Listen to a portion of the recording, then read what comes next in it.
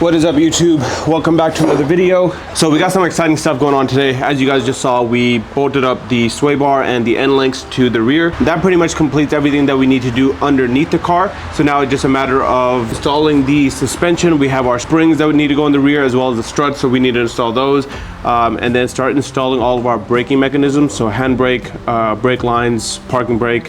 So we're gonna go ahead and try to do that today, and then hopefully get the axles in and button this rear end back up, throw the wheels on it, and spin this thing around, because we need to get to the front end and start working on that pretty soon here as well. Quite frankly, I'm just done working on this car.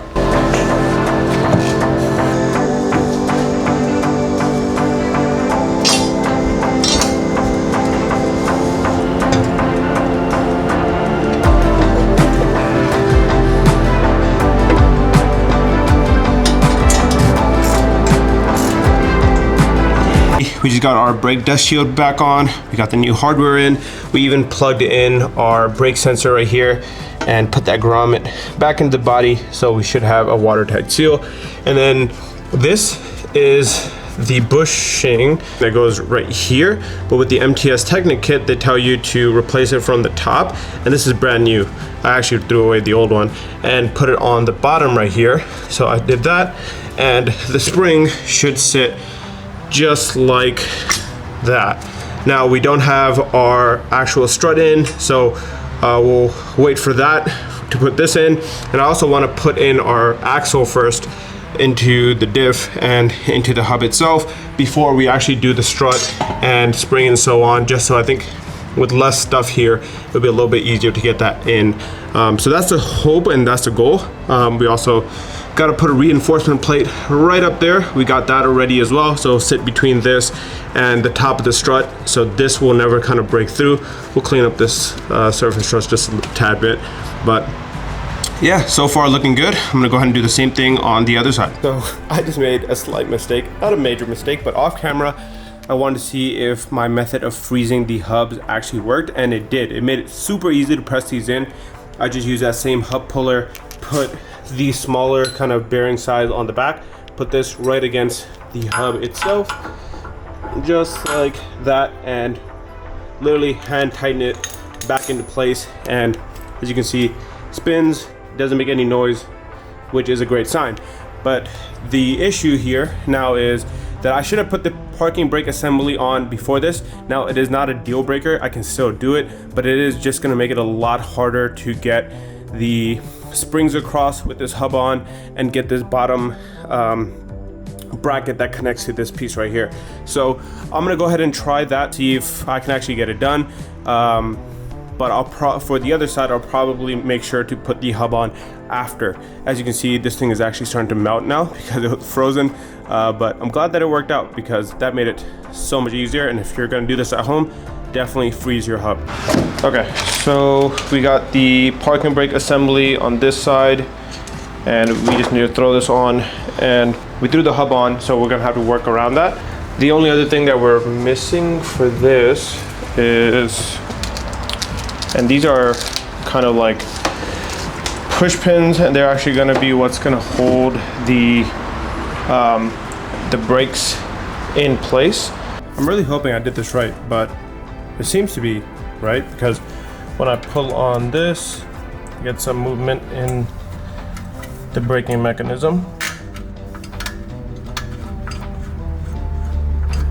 As you can see down there, but we'll see if I actually did it properly or not once I actually put the wheels on and so on. And then this is how it looks without the hub. It was so much easier to do it on this side, again, because there was no hub in the way, so I could easily get to it. But the way it works is kind of when that cable pulls, kind of pushes the entire mechanism like that. And I think I got everything tightened up the way it should. So hopefully we're good. So now I'm gonna throw the hub on this side real quick. Then from there we can actually start doing the axles to the diff. And then we actually even got some more diff fluid, so we can replace that and get rid of the old oil / water that's currently sitting in that diff right now. So I got the axles into the place, like into the hub itself. It's not tightened up or anything, but I'm trying to figure out what I should do next. Should I tighten up the hub from here, or the axle to the hub right here, and then tighten up those, or should I change the diff fluid first? I'm trying to figure out like what the best course of action is here. I still need to tighten up the brake lines, hence why they're kind of rubbing up against the axle right now. Those will be zip tied to these holes and back up into the place where they need to be. But yeah, I'm just trying to figure out so that I don't make another mistake like I did last time, where I put the hub on and I realized I had to put everything else back in. So yeah, I'm really not sure because I've never done this before. So I ended up just throwing the axles in and tightening them up just to about hand tight, nothing more than that. That way if I do need to loosen them up and remove the inner diff connection, I can. But now I also threw in the springs just so they're in there and we don't forget about them later on. But now I think I'm gonna throw on the brake calipers, connect the brake lines. We're not gonna bleed the brake line just yet. I'm just gonna throw them on, make sure everything fits up. And then from there, I will throw in the struts.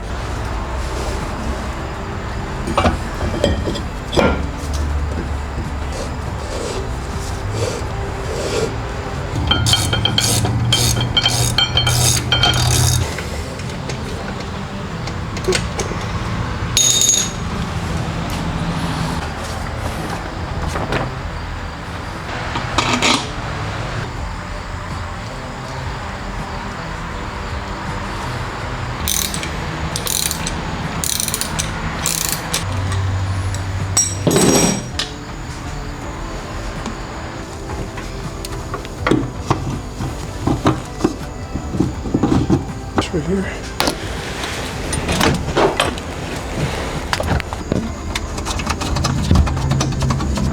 Alright, as you guys just saw, we installed the strut on the other side of the car, and I just wanted to quickly show you guys what we got. So everything came with the kit, but I got new hardware for the top of the struts, and I also got these little reinforcement plates. So a lot of the time what happens is when you're running a stiffer suspension, your strut tower can actually crack and start ripping, like the metal will start ripping.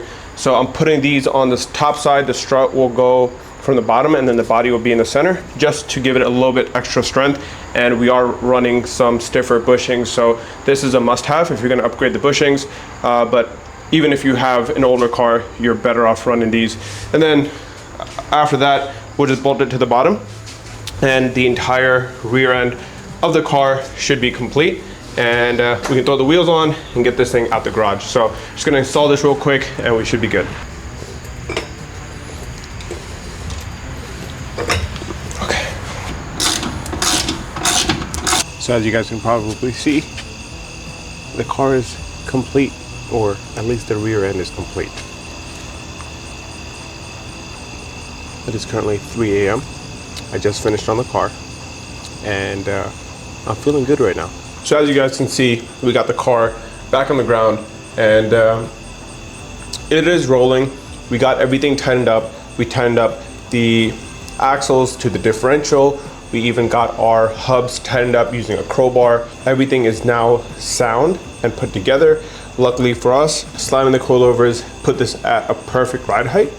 But the one thing we didn't do is finish up the brakes. The car has absolutely zero brakes, and that's because we didn't really dial in the actual parking brake, because I didn't have enough time to actually feed the cables through to the center console there. Once we do that, I can tighten up the cable itself and then start to dial this in, just so when I pull this actually makes contact with the actual brake rotor. I'm honestly very excited to see how this thing drives, because we went from absolutely destroyed rubber bushings to poly bushings. I'm really tempted to see how this thing is going to drive once everything is done, because we went from OEM rubber bushings, which were just completely destroyed, coilovers that shouldn't have been on this car and springs that shouldn't have been on this car, to having everything proper with good parts, poly bushings, reinforced subframe, and so on. This thing is going to drive completely different than it did before, but I'm not sure if it's going to be too aggressive. The last thing I wanted was a very clunky drive and a very kind of aggressive drive. So I'm hoping I get kind of the best of both worlds, where it's stiff enough where it feels good like a go-kart, but it's also not too aggressive where it's like a track car. I don't think that's gonna be the case, but it's kind of the fear that's in the back of my head for some reason. But we got the rears done. Super excited that I was able to complete the rear, and the fact that I've never done anything like this before and I was able to do it myself. Like every part of this, I was able to do it myself without having to ask for any help. Obviously there was a few days where I needed it bad, but I was able to get everything done. All the issues that I ran into, I situated them, and now we're just moving on to the front. And the good thing is, once the front is done, which I think should be a quicker process than the rears, we can start prepping this car for paint and body work. There's a few shops in mind that I want to send this car to, so I want to start looking at, you know, what it's going to cost to get this thing completely 100% in terms of the body and paint. We're going to do a full respray under the hood, and even decide if we're going to do the engine bay as well. Still thinking about that, because I know it's going to be pricey. We just got to make sure that we finish up the front first, and then we'll go from there. But if you're still watching at this point, I appreciate you. Thank you for watching. Thank you for supporting. Each of these videos get like a few hundred views, and that sucks, but I'm also very grateful that you guys are watching and sticking along with the process. So thank you. Hopefully you guys stick through it with me to the end, because I think this car is going to be very unique, and if it's not very unique, at least very clean. Thank you all for watching, and I'll see you guys on the next one. Peace.